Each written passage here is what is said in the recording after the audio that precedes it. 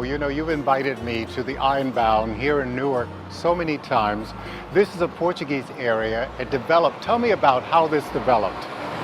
Well, years ago, back in 1985, they used to have a train track that crossed the whole section of Newark there. And that's why they call it the Ironbound. Well, that makes a lot of sense. Yeah. And people from Portugal migrated here, and they brought their culture with them, their food, their wine, their pastries, and the bacalhau, of course. And we're going into the Riviera right now. Especially on Sundays, they gather here after church, you know, the whole family with kids. They have coffee.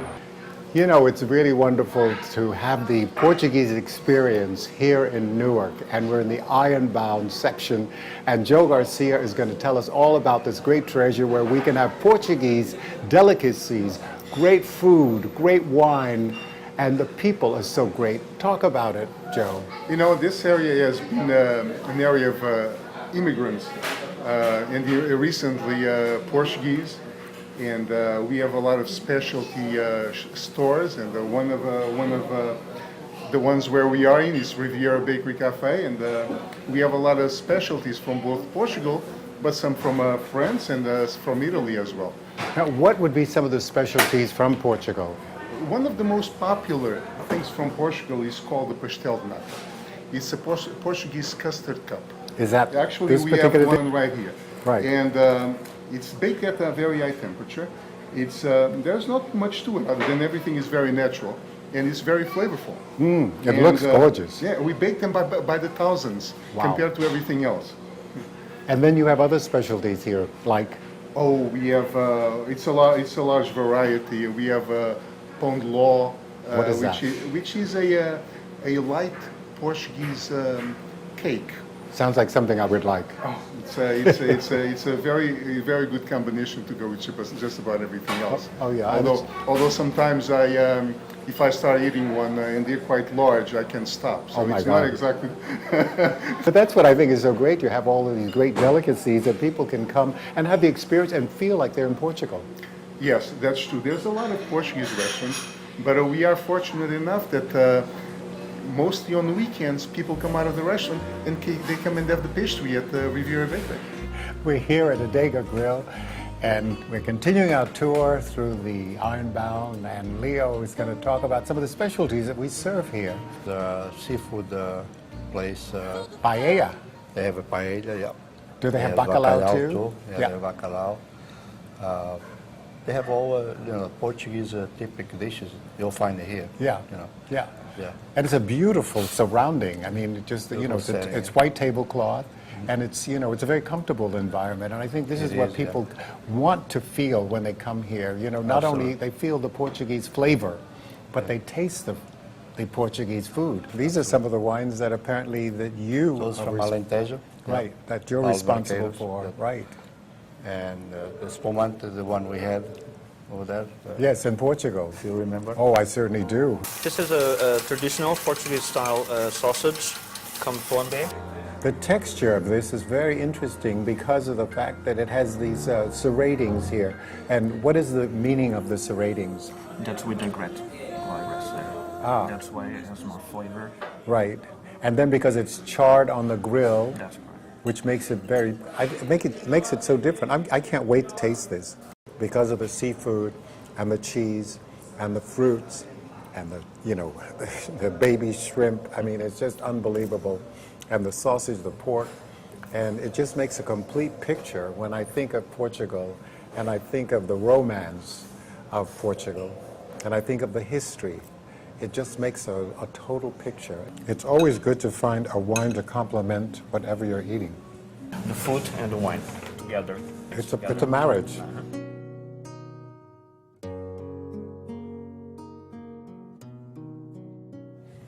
Tell me the region of this particular wine. This one, personally, it's from Alentejo. That's one region in Portugal. It's very characteristic, this wine. Very nice. The name of the tune, that's Herdade de Orius, and it's Colheita Estacionada, 2006.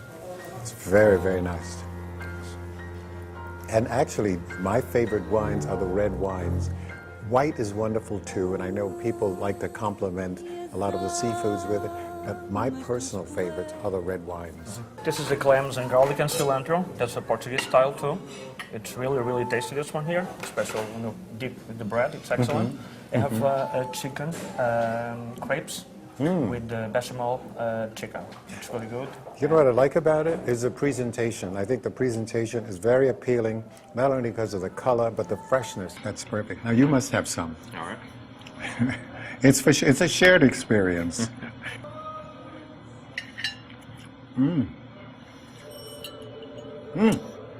It's really good, right? The best. My Olive oil. My expression is the bestest. The olive oil is unbelievable. The spices that you use. This is a chicken crepe. Yes. Perfect.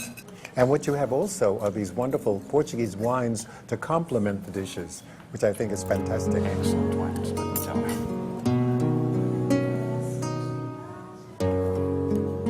And what wine would you recommend with this, as a matter of fact? This one with shrimp. Yeah. It will have, personally, I love the green wine. I think it's really, really good. That's with a lot of flavor, very fresh, and that's a traditional Portuguese wine. Actually, I can taste that before I even put it in my mouth. It's so good. And it's salty enough. There's enough salt. Do you use sea salt, or is it... Sea salt. How did I know that? It's Looks the like a banana. That's a veal delicia Oh my God. with the banana and the shrimp. That's a different dish altogether. Oh my God, it's a feast. The primary. We're here in the Lisbon Wine and Liquor Store in Newark, and I'm here with Leo, my friend, and he's introducing me to this wonderful place that has all these wonderful ports from Portugal, and the price range is unbelievable. It starts at $20 and it goes to $1,000 and up. And they're very special. This is a vintage area, and that's why it's behind the doors. But show me one of these as an example. This is a medium price, actually. This is 2000 vintage port, Magalhães. I love port.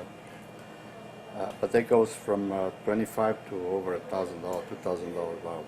That's why they have it, closed doors here. I don't blame them. I mean, it's like being in a jail for the wines, for protection. But actually, they're very special. And when you have port, after having a great meal, and it's a great way to end the meal. With a I mean, nice port, oh my God, and you just sip it, it's not the kind of thing you just gulp.